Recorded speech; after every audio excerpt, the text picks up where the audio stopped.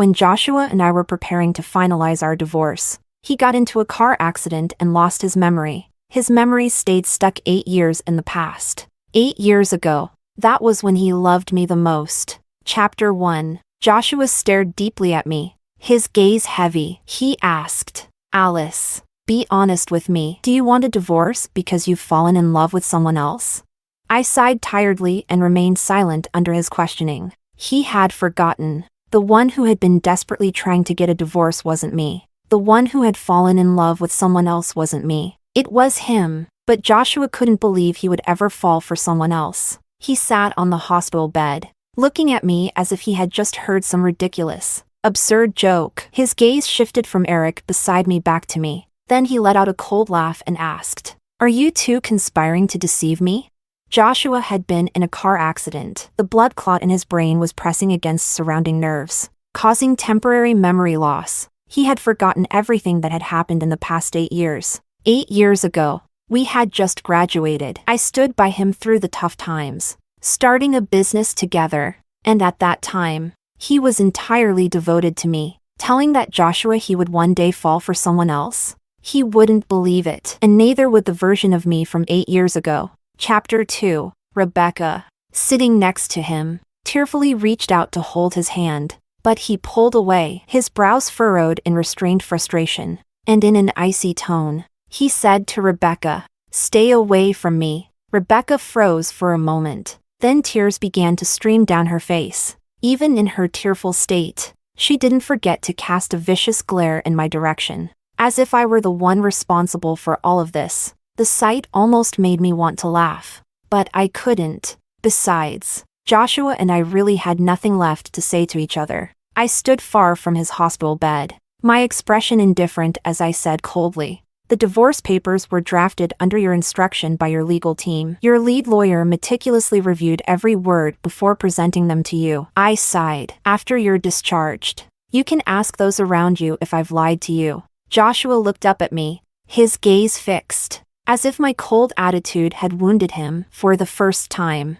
I saw confusion, hesitation, and even a plea in his expression. 4 years. Joshua had been confident and certain about everything, never wavering. Such vulnerability in his eyes was something I hadn't seen in a long time. But my heart had long grown cold. No matter how lost and confused he was, it could no longer move me. After a brief pause, I turned and walked away. Chapter 3. It was a month ago when Joshua had his car accident. He probably regained consciousness just a few days ago, likely to avoid affecting the stock price of Peak Tech. His accident had been kept tightly under wraps. I imagine that if things hadn't taken a slight turn for the worse, his chief assistant wouldn't have bothered to call me to inform me about his accident. The accident happened the night I told him I wanted a divorce. But no, the crash wasn't because he was distracted by the divorce. That night, heavy rain poured down in City B. He had just finished a meeting in Florence and was rushing back to make it home before midnight for Rebecca's birthday. He ended up crashing into a large bus that had run a red light, driven by a fatigued driver. Touching, isn't it? It wasn't until after Joshua's surgery, when he regained consciousness, that his assistant called me, because Joshua's memory was stuck 8 years in the past. He didn't recognize anyone around him. 8 years ago, Rebecca hadn't entered his life yet. In his memory, there was only me. Joshua had always been smart, calm, and methodical. Even in such a chaotic situation, he quickly adapted to the current reality and caught up on the state of his company. But there was one thing he simply refused to believe. He couldn't believe that he had fallen in love with Rebecca or that he wanted to divorce me. His trusted colleagues and Rebecca provided him with all sorts of details about his life with Rebecca. But he wouldn't believe it. He insisted on seeing me, with no other options. They called me and told me about Joshua's accident. They treated me like evidence in a courtroom, displaying me in front of Joshua to prove that our relationship had long since deteriorated beyond repair. They wanted to use this to convince Joshua that this wasn't 8 years ago anymore. Time had passed, and it was now 8 years later. During those 8 forgotten years, there had been no mutual affection between us, only mutual resentment. Whether or not he believed or accepted it was up to him. Chapter 4. The next time I saw Joshua was half a month later. He must have snuck out of the hospital, still wearing the blue-striped hospital gown, with bandages wrapped around his head, sitting haphazardly at the doorstep of my house. I hadn't seen him look so disheveled in 5 or 6 years. He was a city's rising star, always impeccably dressed in tailored suits, with trousers pressed to sharp perfection. His handsome face had grown more unreadable, and as his status rose, the sharp edges of his personality had learned to soften, becoming deep and composed. Wherever he went, people would politely greet him with, "Good day, Mr. Su." Seeing him in such a state reminded me of the last time, probably right after graduation. He heard my footsteps and abruptly looked up. At that moment, I had just picked up Sam from school. His gaze shifted from me to Sam beside me, and something flickered in his expression. His eyes focused. He had always been quick-witted and adaptable, even with 8 years of memory missing. I'm sure he could have pieced together the gist of his life from the stories others had told him. He had succeeded in his business venture. We had gotten married and had a child. He had fallen for someone else, and I had asked for a divorce. Holding Sam's hand, I stopped at a distance from him, my expression cold as I asked, "Why are you here?" He seemed to hold back for a moment, then asked, "Is he our child?" Sam wasn't very close to him, standing quietly and distantly by my side. Sam looked at Joshua, then turned his gaze to me and softly called out, "Mom." I patted his head. "Go inside and start your homework." Sam glanced at me, then at Joshua. Before giving a soft nod, he slung his backpack over his shoulder and went inside. Chapter 5. Joshua watched him until he disappeared into the house before turning back to me. His brows, tightly furrowed, hadn't relaxed the entire time. He asked, clearly confused, "I don't understand, Alice. Since college, my dream has always been to marry you and have a child. Now that dream has come true." But he trailed off. I knew what he didn't say, why the reality of 8 years later was so different from the vision he once had. He had gotten his wish and married me, but now I was completely indifferent to him, and even our child was distant from him. He tried hard to think and recall, but the blood clot pressing on his brain wouldn't let him. He furrowed his brows deeply, likely feeling the pain in his head flare up again. He raised his hand to rub his temples forcefully, then looked up at me, his eyes filled with sorrow, like a stray dog abandoned on the street. Genuinely bewildered, in a voice filled with pain, he asked, "Alice, I truly don't understand. How did we end up like this?" I looked over the divorce papers. Everyone says I personally instructed them to draft them, and each clause is harsh and heartless. I don't understand. Why would I want to divorce you? Why indeed? Because 8 years ago, Joshua's greatest dream was to marry me. But 8 years later, his greatest dream was to convince me to divorce him, so he could marry Rebecca and give her the title she deserved. Chapter 6. Joshua and I had a story that was all too common. We fell in love in college. He was the president of the student council and was selected to star in a campus promotional video focused on the theme of self-love, self-respect, and self-reliance. In one chapter, he played the role of a scumbag who deceived a girl. At that time, I happened to walk by the filming location, unaware they were shooting a video. I saw a girl clinging desperately to his arm, crying and begging, "I'm pregnant. Don't leave me, please." Joshua frowned and said, "Go to the hospital and get rid of it. Stop bothering me." I was so furious I marched right up to him and smeared the half-eaten ice cream in my hand all over his face. Then grabbed the girl's hand and righteously declared, "Girl, a guy like this is not worth it."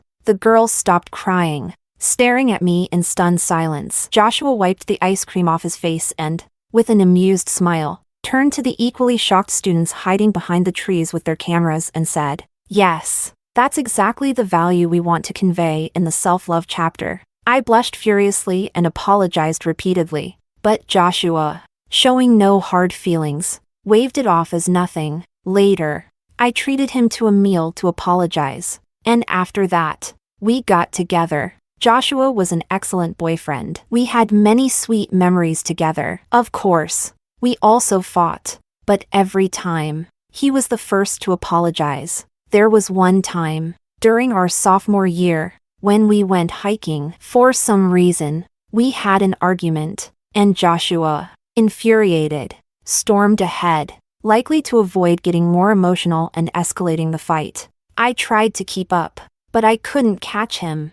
And soon, he was out of sight. But after climbing just a few hundred steps, I saw him standing by a crooked tree, clearly trying to suppress his anger, waiting for me. He didn't give me an easy out, struggling to keep his temper in check. He said, "Just so we're clear, I haven't cooled down yet. I'm only waiting because I didn't want you to fall behind." After graduation, many couples didn't survive the infamous breakup curse, but Joshua held my hand firmly and said we would definitely get married. After graduation, my parents had secured a great job for me back home, and I had a strong academic background, but I chose to stay with Joshua. In the early days of his startup, money was tight. We lived in a basement apartment that never saw the light of day, sharing a single plate of fried noodles between the two of us. He would always push the few slivers of meat and greens in the noodles onto my plate. He told me he wouldn't let me suffer forever. And he didn't. Things eventually started looking up.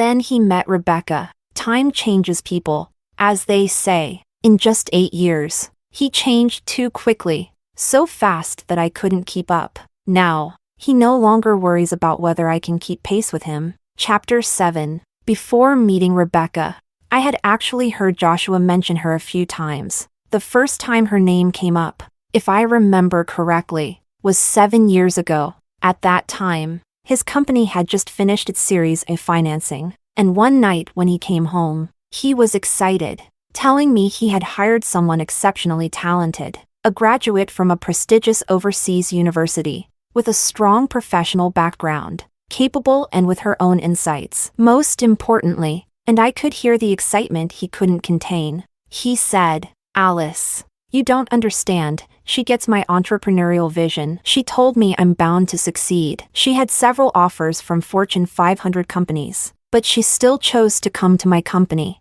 At that moment, he seemed genuinely happy. He said, "She's going to be my right-hand assistant." I just smiled and watched him silently, saying nothing. I think he must have forgotten that when he first started his business, and everyone called him a fraud, I was the one by his side, cheering him on. I believed in his success, even when he doubted himself sometimes. I never once wavered in my belief in him. I never imagined that from that moment on, Rebecca's name would become a constant presence in our lives, turning into a nightmare I would dare not even dream about. Chapter 8. The first time I came face to face with Rebecca was also 7 years ago. Back when Joshua's Peak Tech hadn't yet moved into its own building, there were just over a dozen people crammed into a small office in the tech park. One evening, when it was pouring rain, I went to pick up Joshua after work.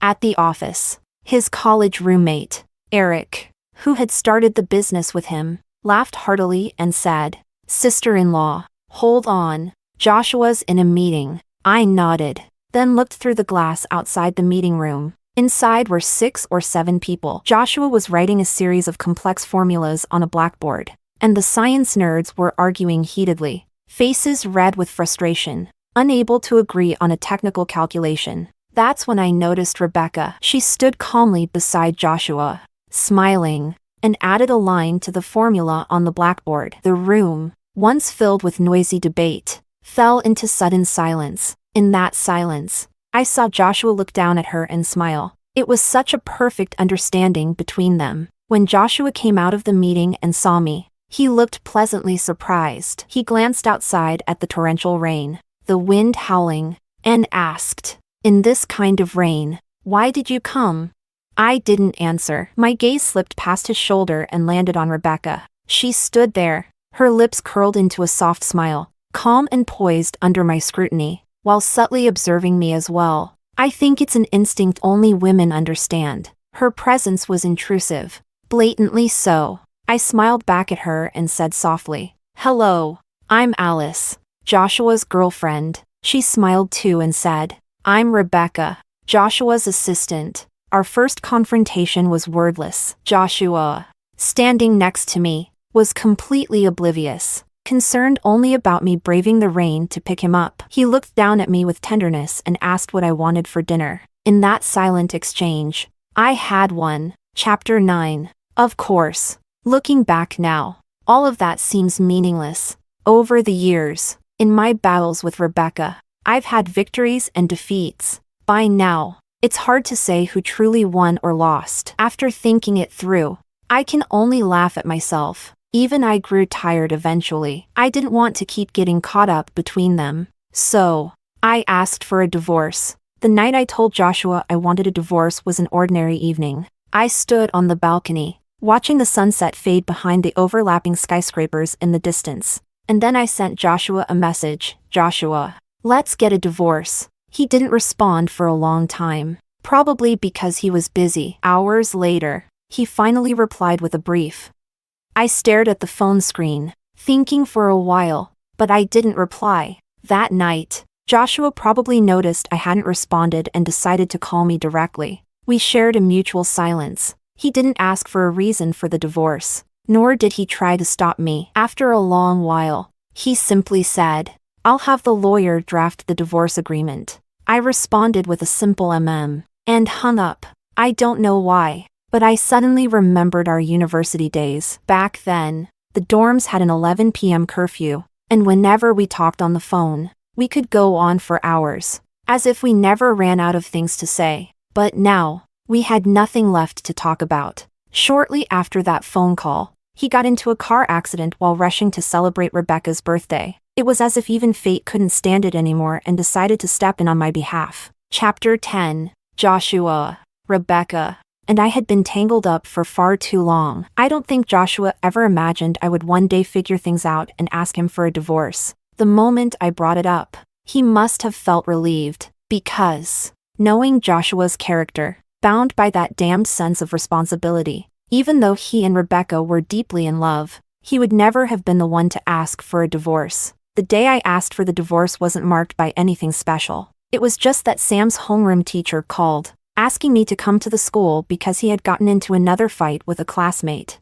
When I arrived, Sam and a chubby boy were standing against the wall. The other boy's father had already arrived. He was big, burly, and intimidating, glaring at me as he said, "What kind of parent are you? Look at what your kid did." Sam looked up at me briefly. He was covered in grass and dirt, his face smeared with dust, stubbornly staring at me without saying a word. I walked over, squatted down beside him, and quietly wiped the dirt off his face with my thumb, whispering, "Why were you fighting?"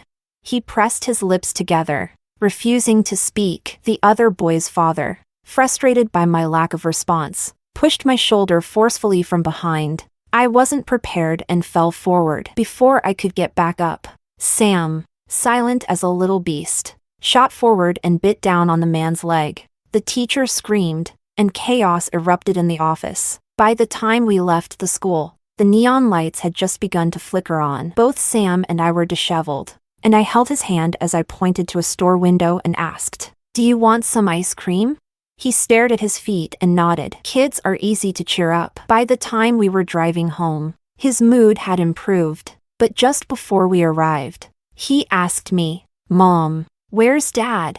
His eyes were slightly red. I knew he had been wrong today. Sam rarely cried. He was incredibly stubborn for someone so young, but when I had to apologize to that big, burly man in the office, Sam had stood by and suddenly burst into tears. Even though he and Joshua weren't particularly close, I knew he was thinking, if only Dad were here. It was the other kid who started the fight. If Dad were here, Mom wouldn't have been bullied or hit, and she wouldn't have had to apologize. The teacher wouldn't have scolded me either. I gripped the steering wheel, not sure what to say. Since Sam was born, Joshua had barely spent half a month in total with him. It was at that moment that I suddenly felt weary and thought, enough. But these feelings were impossible to explain to Joshua, who was still mentally stuck 8 years in the past, and I didn't want to waste any more words with him. I looked at Joshua coldly and said, "You have countless ways to figure out what's going on. You just refuse to believe it."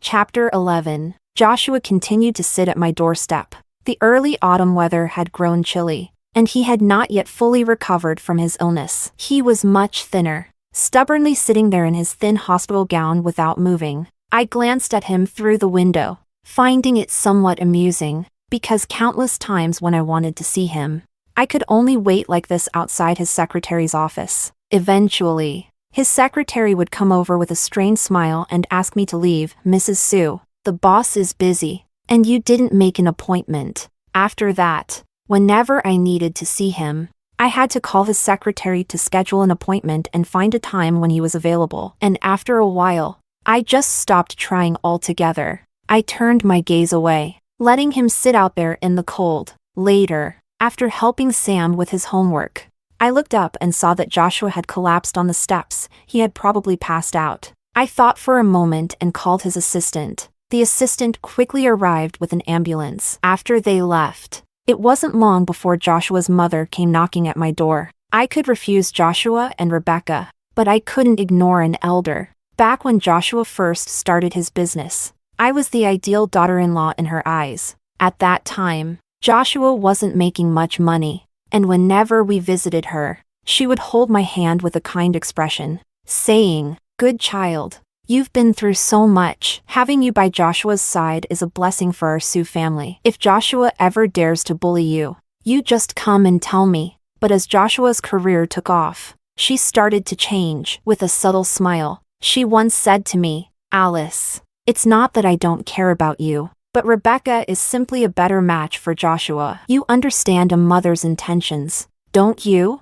Rebecca had a better family background, education, and appearance. A bird seeks the best tree to perch on, as they say. I couldn't fault Sue's mother for her coldness, but it also meant I couldn't sit and have tea with her without any resentment. She wasn't comfortable either. After a few pleasantries, she got straight to the point. "Alice, you're a good child, and I know you and Joshua are in the middle of a divorce, but you also know Joshua's current condition. To be honest, if it weren't necessary, I wouldn't trouble you, but Joshua only recognizes you right now. He fainted again, and the doctor says he mustn't be stressed. It's better for his recovery if we go along with his wishes. I hope after he's discharged, you can take care of him a bit more. His memory loss isn't permanent. Once he regains his memories from the past 8 years, everything will be fine." Her request was perfectly polite, but it would have been more effective without the final veiled threat, you know. "Originally, we weren't planning to fight you for custody of Sam after the divorce. Of course, they hadn't planned on fighting me for custody. She was just waiting for Rebecca to give her a grandson with better genes. Now, her words made it clear that they would use Sam's custody to pressure me into compliance." I gritted my teeth, but the only thing I'd learned over the years was that, no matter what I faced, I had to keep smiling. So, I smiled faintly and said, "I'll take good care of Joshua." Chapter 12. The day Joshua was discharged from the hospital, I went to pick him up. Rebecca stood outside the room, her eyes red and swollen, because Joshua had grown impatient with her presence, refusing to let her near, having lost the memories forged over time. Joshua, with the moral values he held 8 years ago, despised the version of himself who had strayed and fallen for someone else. He couldn't understand how he had become such a scumbag. So, he loathed Rebecca.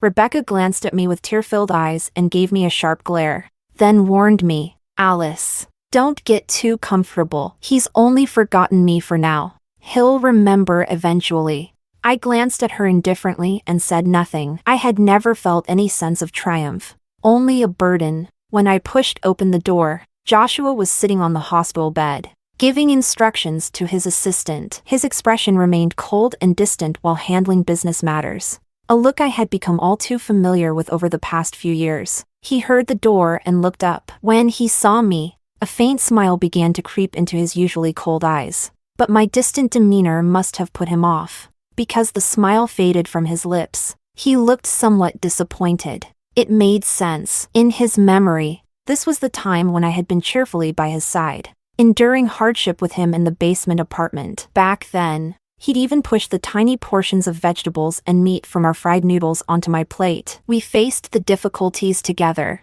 and I was his strongest support. The current reality, with such a stark contrast, must have been hard for him to accept. Forcing himself to muster some energy, he smiled again. The formidable Mr. Sue of Peak Tech spoke in a tone that could almost be described as ingratiating. "Alice, you came to pick me up."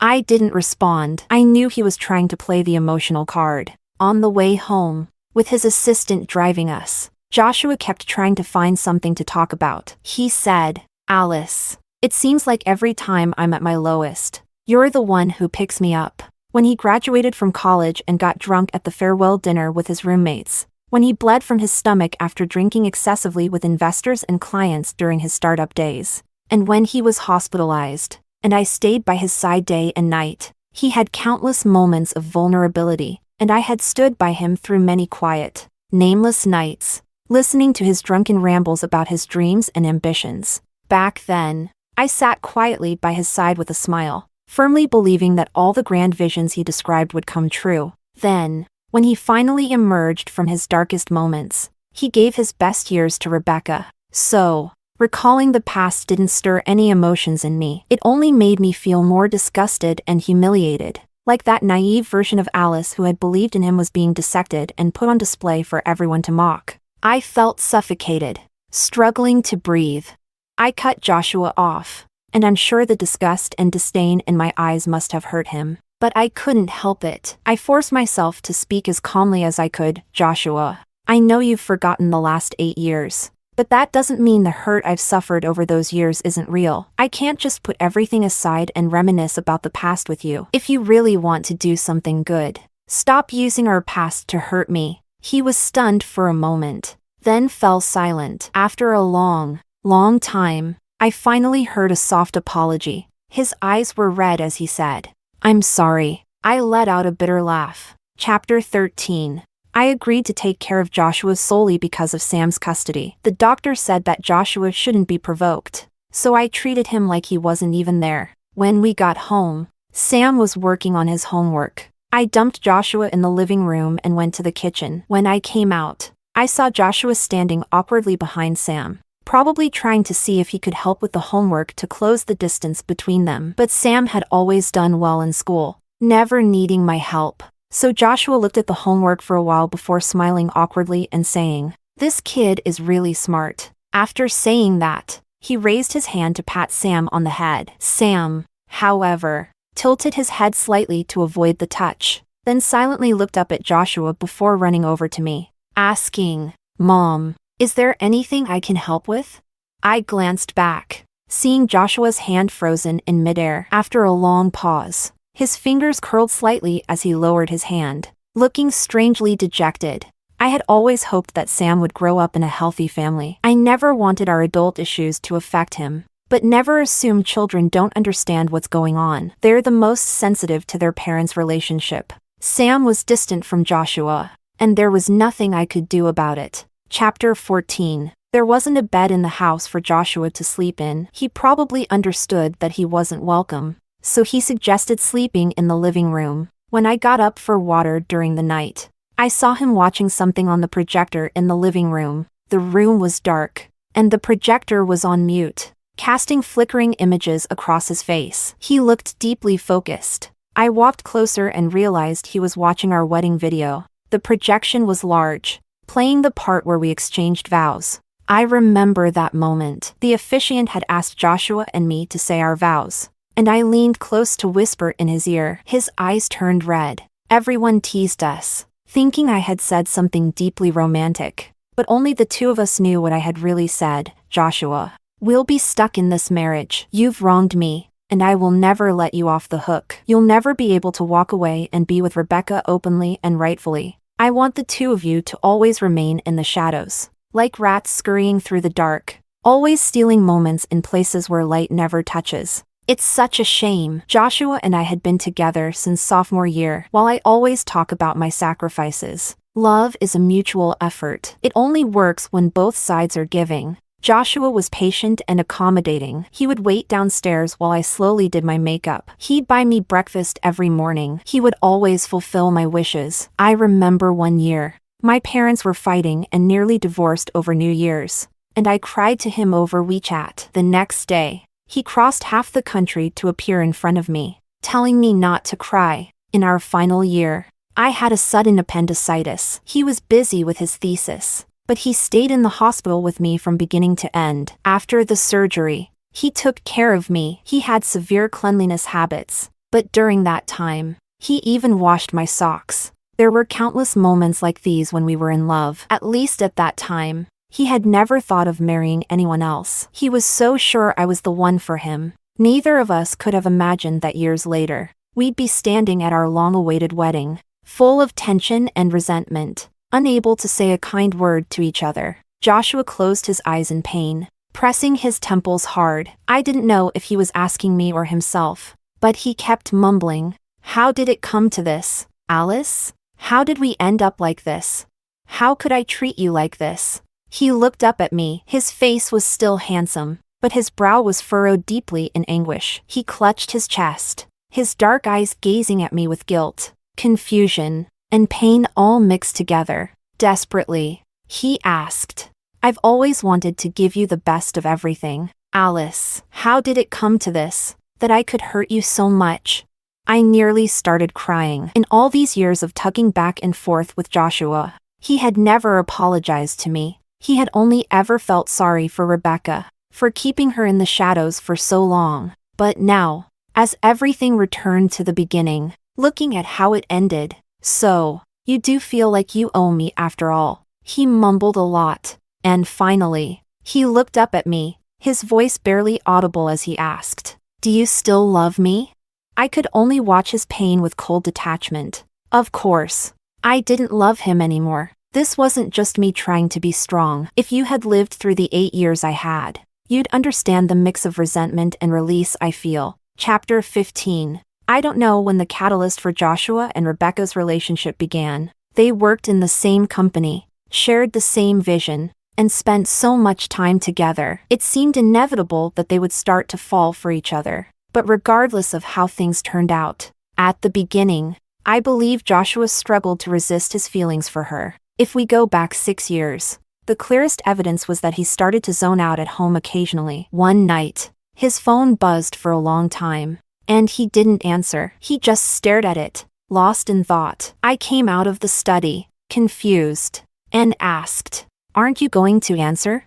He snapped out of it, looked at me, and then, as if it were difficult, he answered in front of me. I don't know what the person on the other end said, but he responded coldly, Sorry, I don't have time. We'll talk about work tomorrow. After hanging up, I asked who it was, and he said it was Rebecca, who had found a technical issue at the company and wanted to discuss it with him. I looked at him steadily. Between adults, there's often an unspoken understanding. Some things don't need to be said aloud. The intentions behind her call were obvious, and I'm sure Joshua felt them, too. But at the time, I believed that Joshua would handle it well. Maybe he admired Rebecca, and maybe he even thought to himself, if only I were single. But I knew that even if he had a faint admiration or attraction toward her, he wouldn't betray me. We had been together for too long. Sure enough, that night, when we went to bed, he pulled me tightly into his arms from behind and said, Alice, the company is finally getting on track. Let's get married by the end of the year. I agreed. He hesitated for a moment, his arm tightening around my waist, then said in a low voice, I'll talk to her soon. He didn't say her name, but we both knew who he meant. I placed my hand over his and sighed. All right. Chapter 16. I don't know how Joshua and Rebecca talked at that time. In fact, I really wanted to ask him, Is your company unable to function without this one employee? But he was negotiating a new round of financing at the time, and any personnel changes might have had a negative impact. Besides, Rebecca was a key figure in the project. After thinking it over, I decided to hold my tongue. I had always been understanding, putting myself in his shoes to think about his difficulties. I never imagined that after he and his team went to City B to meet with the investors, everything would change when he came back. I was supposed to go with him at that time, but just before we were about to leave, Joshua's mother got into a car accident. She broke multiple bones, with the most serious injury being 2 broken ribs that required surgery. Joshua came from a single-parent household, and with his mother severely injured and bedridden, unable to care for herself after surgery, someone needed to take care of her. Hiring a nurse wouldn't have given him full peace of mind. To let him focus on the negotiations, I stayed behind in City A to care for his mother. He led the team in City B for 2 weeks, and I stayed at the hospital for 2 weeks because I didn't want to disturb him, and because I was also busy at the hospital. We only spoke on the phone a few times, each conversation brief. updating him about his mother before hanging up. I was an only child, raised in the palm of my parents' hands, and had been quite sheltered. I was someone who could get lost in my own neighborhood. Yet during that time, I had to register at the hospital, handle the hospitalization procedures, pay the bills, find the right ward and room number for Joshua's mother, and take care of various complex hospital procedures. I fetched water, found a microwave, bought daily necessities, and more. I waited outside the operating room, and after the surgery, I took care of her personal hygiene, massages, and meals. I sat curled up on a chair, keeping my eyes fixed on the heart monitor, afraid to close them for even a moment. When his mother could finally get out of bed and move around, I collapsed in the hospital corridor from exhaustion and low blood sugar. When I woke up after being put on an 4-drip, lying on a hospital bed, I saw a picture shared by our mutual friends in a group chat. It was of their celebration party. It looked like another world, full of noise, laughter, and joy. They raised their glasses in celebration. In the photo, Rebecca sat next to Joshua, laughing so hard she fell against him. Joshua turned his head to look at her, a smile on his face, one of genuine happiness. His other hand hovered protectively behind her, as if he was afraid she might laugh too hard and accidentally fall. It was a half embrace, a protective gesture. Chapter 17. I don't know what happened between them in those 2 weeks in City B, but it's not hard to guess the fertile ground where love might have sprouted, working side by side, sharing the same goals, their professional synergy, and enduring the challenges of negotiating with investors together. Maybe it was during late-night work sessions while discussing proposals, or maybe it was the daily coffee they shared in sync. Perhaps it was the ambiguous atmosphere of their midnight snacks, or the confidence Rebecca exuded when talking about technical algorithms. All these moments combined to give Joshua reasons to fall for her, though it was unethical. As Gustave Le Bon once said in the crowd, in the eternal struggle against reason, emotions never lose. It was about 3 weeks after Joshua returned from City B when I went to the bathroom one day and saw him standing in front of the mirror, practicing over and over. Alice, let's break up. He paused, adjusted his expression, and continued. Alice, I'm sorry. I've fallen for someone else. Alice, I'm sorry. I'll give you shares in the company. I'll compensate you for the lost years of your youth. But I've truly fallen for someone else. Let's break up. Alice.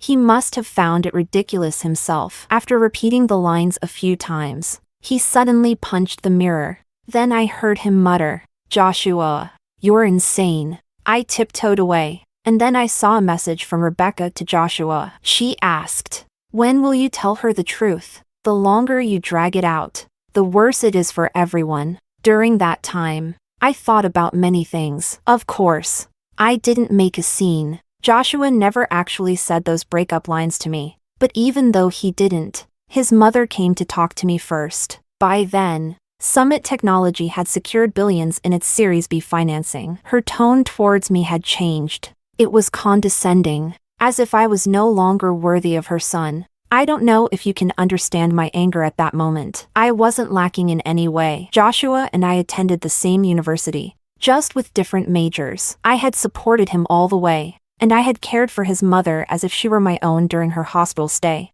And yet, I had come to this, being looked down upon.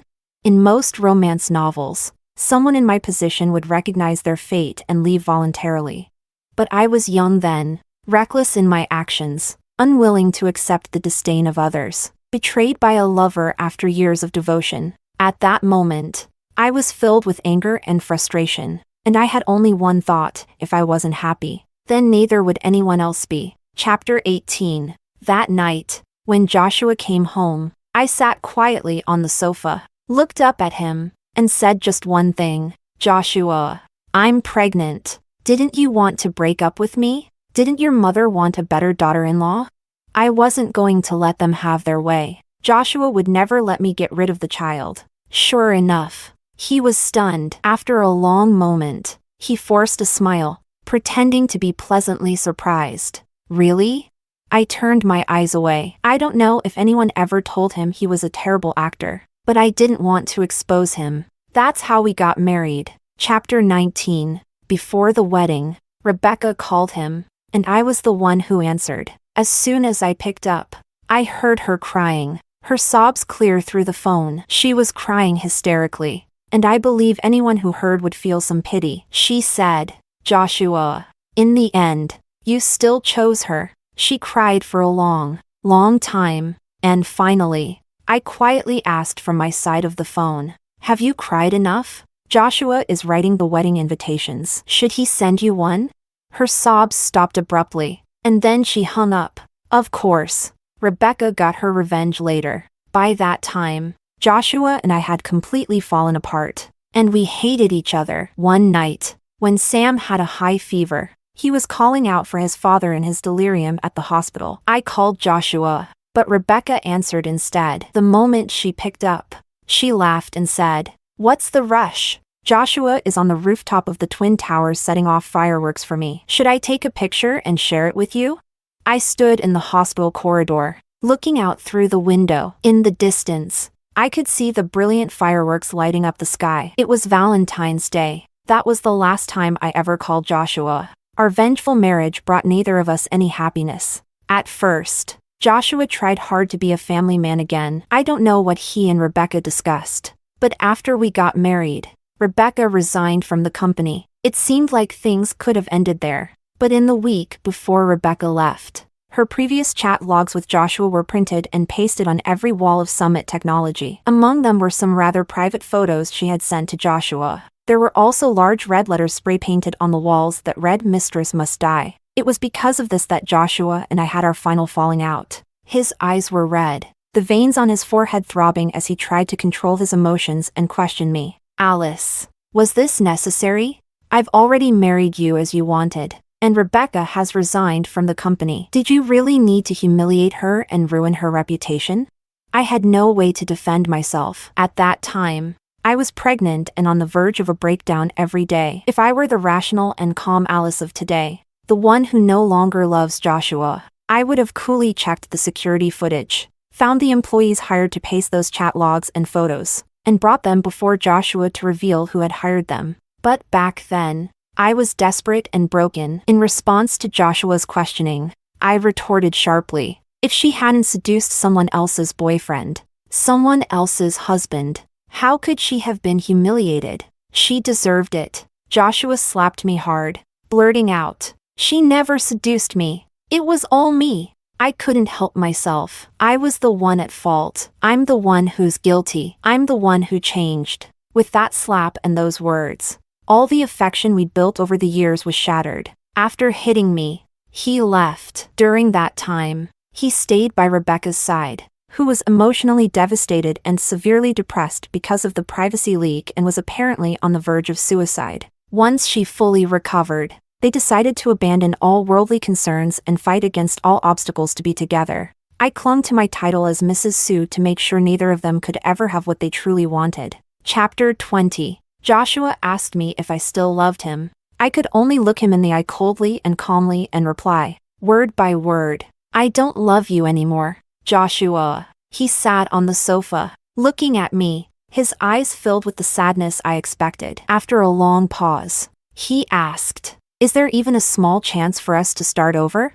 I laughed, a bitter, mocking laugh, and looked at him. "Joshua, you're only saying this because you've lost your memory. If you remembered the past 8 years, you wouldn't even want to sit quietly and have this conversation with me." The weight of it all crushed him, and he was so overwhelmed by pain that his face showed no emotion. His face was hidden in the shadows, and after what felt like an eternity, he spoke in a hoarse voice. "I don't believe it, Alice. I don't believe I could stop loving you. I don't believe I could hurt you like that." My heart had long turned to stone, and his words stirred no emotion in me. I replied, "When you remember, you'll owe Rebecca an apology for saying that." Chapter 21. Joshua began awkwardly trying to fit into life 8 years later. He started by trying to win over Sam. I don't know how he managed to set aside his company work, but when I opened my eyes that morning, he had already prepared breakfast. The table was full, with both Western and Chinese options.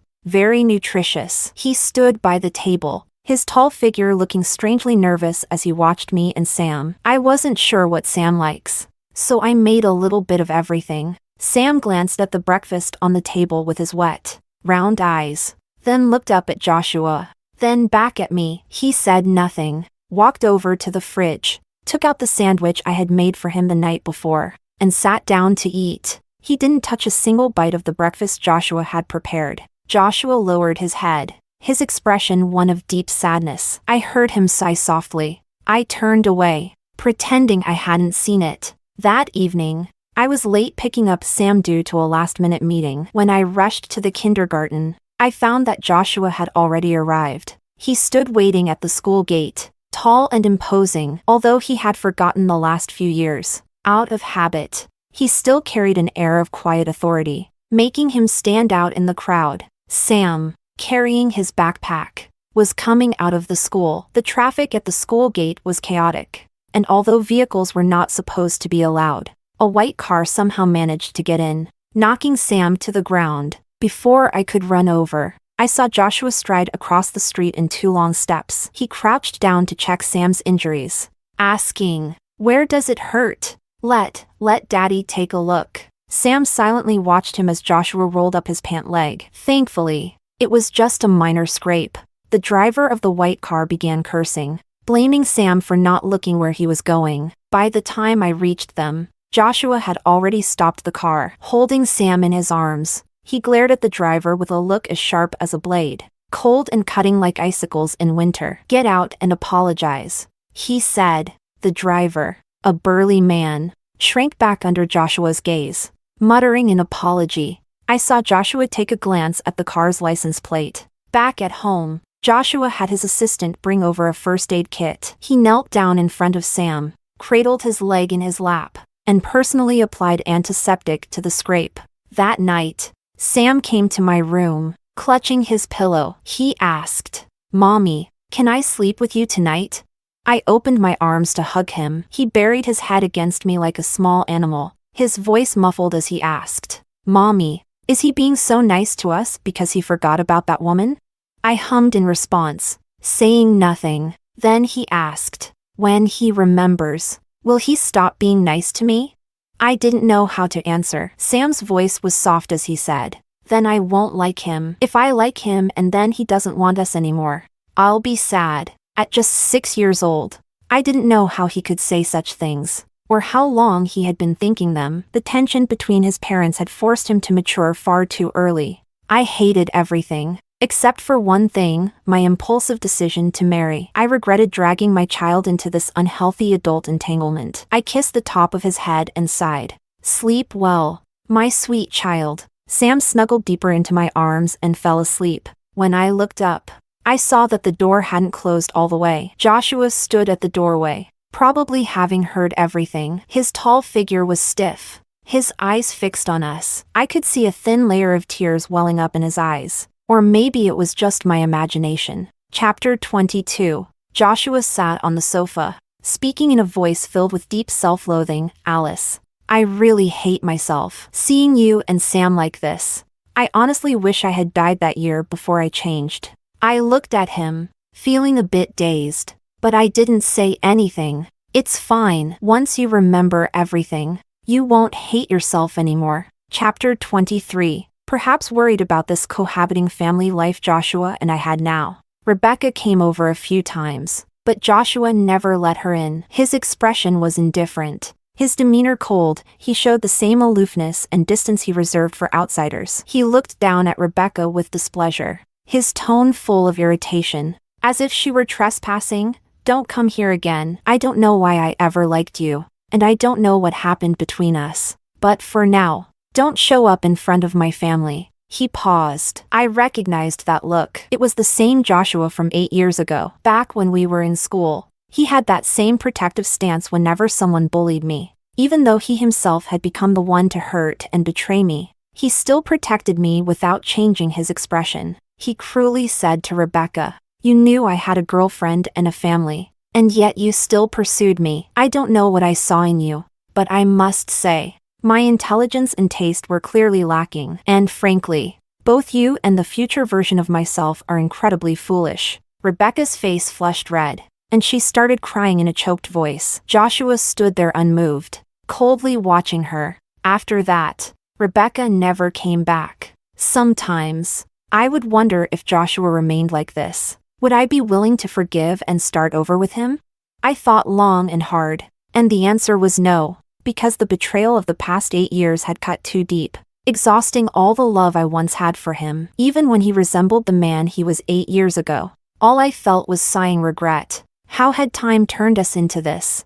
It was as if, on the road of life, we had started at two diverging paths, met, and walked side by side for a while, only to eventually split and walk further and further apart on our own separate roads. This accident only allowed us to briefly cross paths again, but the wounds between us, even if hidden, were still there. My heart had grown old and weary, no longer stirred by anything. Besides, Joshua wouldn't remain like this forever. He wouldn't stay like this forever. Chapter 24. Joshua's second surgery was 4 months later. In my youth, I had seen many melodramatic romantic dramas where the hero or heroine regains their memory after another car accident. But Joshua's memory returned when they removed a blood clot from his brain that had been pressing on his nerves. Before the surgery, he had asked for my opinion. He said, "Alice, I don't want to have this surgery." I quietly looked at him and said, "Memory loss isn't an excuse to avoid responsibility. Joshua, you may have forgotten, but none of us have. Every path was your choice, and you must be accountable for your decisions." He raised his hand to cover his eyes. "But I don't want to face another version of myself." It wasn't up to him to choose. His assistant came to take him to the hospital. As the car drove away, Sam stood by the window watching. He was so mature for his age that it broke my heart. Only after the car was out of sight did he turn and ask, "Mom, will he come back?" I smiled but said nothing. Whether the surgery went well or not didn't concern me. My life, without his intrusion, had finally returned to its peaceful state. Sam and I lived our routine, as if Joshua had never been a part of it.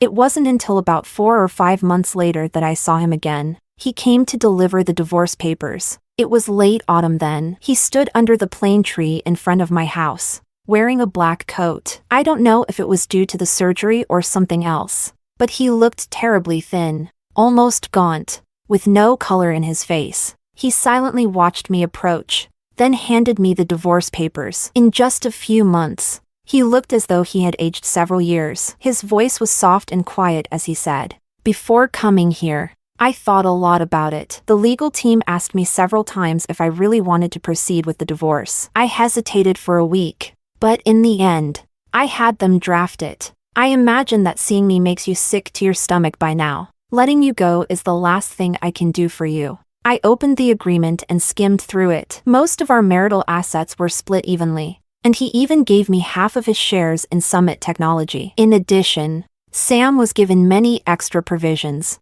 The division of assets in this divorce agreement was extremely generous, a massive sacrifice on his part. I wondered how his mother and Rebecca could have agreed to this, or perhaps they didn't know at all. I put away the divorce papers and looked at Joshua. He wasn't looking at me, his eyes fixed on the distance, his expression unreadable. He said, "When I woke up after the surgery, those first 2 days were excruciating. Alice, I couldn't understand how we ended up like this." He didn't finish, but I understood. In his youth, Joshua had been ambitious and full of energy. He moved faster and farther away from the past because the future held so much promise for him. On his path to success, I had become nothing more than a burden. But then he lost his memory, returned to the past, and was forced to confront the stark contrast between the person he had once been and the person he had become. He remembered the Joshua who had once been so devoted to me, so certain he would never love anyone else, determined to give me the world, with a heart full of sincerity. But now, 8 years later, Joshua could fully feel the weight of how much he had hurt me, and the painful truth of how easily people change. In this world, the only constant is change itself. Only Joshua could truly understand the regret and sorrow that came with that realization. He had once loved me deeply, hadn't he? But looking at this divorce agreement, I realized that after 8 years, he was finally acknowledging everything. In his own way, he was apologizing for the hurt and betrayal he had caused me. The knot of resentment that had been lodged in my heart finally began to unravel. Chapter 25. Joshua had become quieter and more withdrawn. As his business grew larger, so did his sharpness, but now that sharpness seemed to have rusted, leaving him enveloped in a sense of bleakness. There was a certain air of defeat, as if he had given up on himself. He smiled at me and asked, "Can I come by and see Sam regularly from now on?" I didn't respond. He, a little nervous, added, "I'm not asking to fight for custody. He paused and then laughed bitterly. "I just want to fulfill my responsibilities as a father." I nodded slightly and agreed. We sat in silence for a long time. I had nothing to say to him, and he didn't know what to say. From young lovers to strangers, our relationship had deteriorated beyond repair. Finally, he nodded at me, as if afraid to linger too long for fear of seeing the disgust in my eyes again. "I'll go now." Just before leaving, he suddenly turned back and asked, "Alice, is there anything you need me to do?" I looked at him and, without any resentment, smiled softly. It was the kind of gentle, peaceful smile I used to have when we had first started dating in college, free of any sarcasm or bitterness. He looked shocked, almost flattered, as I calmly said, "I'd like you to give me back the Joshua from 8 years ago." Joshua, during your memory loss, I thought about a lot of things. All my unresolved pain and despair have been smoothed over. I think, if you hadn't fallen out of love, if you hadn't been distracted by someone else during our long relationship, you would have been a good husband and a good father, just like you were during your memory loss. I have no demands of you. I only wish you could return the Joshua from 8 years ago. But we both know everything has changed, and there's no going back. You can't become the Joshua from 8 years ago, and I can't be the Alice from 8 years ago either. We should part ways amicably. Our marriage was not dignified, but at least its end has a somewhat dignified conclusion. His expression dimmed little by little as I spoke, and he forced a smile. "I'm the one who wronged you." I smiled but said nothing. I knew that everything we had to say had already been said. From here on, we would walk separate paths. It was over. In the end, we missed our chance. I had finally made peace with the past 8 years. Chapter 26. The next time I ran into Joshua and Rebecca was at the hospital. By then, it had been nearly 5 years since Joshua and I divorced, and he and Rebecca had been married for about a year, giving Rebecca a resolution to the sacrifices she made over the past 8 years. After Joshua and I first divorced, Rebecca came to find me. I looked at her coldly, and with one sentence, I made it impossible for her to speak. I said, "Rebecca, I own half of Joshua's shares, and Sam has a small share too. Why don't you calculate how much Sam and I own together?" I didn't know if Joshua did it on purpose, but since I had custody of Sam, our combined shares were just 1% more than his. That meant, if I wanted, I could take over his precious Summit technology in an instant. He handed over his company to me, and with one move, I could make him lose everything. I didn't know if this was his way of compensating me. Rebecca's face went pale, and I simply looked at her with disgust. "If you don't want me to act, don't ever bother me again." Finally, I smiled and delivered the final blow to her heart. I asked, "Rebecca, how does it feel to be with a man who will always feel guilty about someone else?" Her expression changed dramatically. I had struck a nerve. The pain I endured in my marriage was now being shared by Rebecca and Joshua. What goes around comes around. In the year after my divorce and reconciliation with the past, I met someone at work who was a perfect match as a partner. His name was Ryan. He was calm, composed, and very committed. Even Sam, who was usually quiet and distant, liked him. So, in our 4th year together, we got married. That's how, today, I ran into Joshua and Rebecca in the obstetrics department. At that time, I was 4 months pregnant, and Ryan was with me for my checkup. When we ran into each other, there was no avoiding a greeting. Joshua's gaze moved from my face to my slightly protruding belly, and he paused. I could see the veins standing out on the back of his hand, and his expression was dazed and pained. But after only a few seconds of hesitation, he masked his emotions and said quietly, "Congratulations." I politely thanked him, and seeing the same obstetrics sign behind them, I offered my congratulations in return. Neither of them said anything. Rebecca stood to the side with a cold expression. She had probably just recently become pregnant, as her stomach was still flat and showed no signs of pregnancy. We exchanged polite farewells. Later, in the parking lot, I saw Joshua again, this time with his mother. Rebecca wasn't there, and I overheard bits of their conversation from a distance. After all that careful selection, you end up with a wife who can't even bear children. Why did you marry her in the first place? I've told you before, the daughter of the Sioux family likes you. She's a proper lady, comes from a wealthy family, and she's younger and healthier than Rebecca. If you ask me, why bother taking Rebecca to the hospital? Why try to treat her? You might as well divorce her and marry someone else. For the first time, I felt a strange sense of sympathy for Rebecca. In the end, I heard Joshua's voice, full of exhaustion, almost pleading as he said, "Mom, please." Joshua's mother fell silent after that. I didn't listen any further. Ryan gently helped me into the car. Ever since I got pregnant, he had been treating me like a fragile porcelain doll, caring for me with the utmost caution. I couldn't help but smile at his fussing, but I let him be. Once in the car, he started driving, chatting away in my ear. "What do you feel like eating tonight? I saw you really enjoyed the fish yesterday. Do you want it again today? But maybe eating the same thing 2 days in a row isn't good. I noticed Sam likes spicy food. How about I make a hot pot for you too?"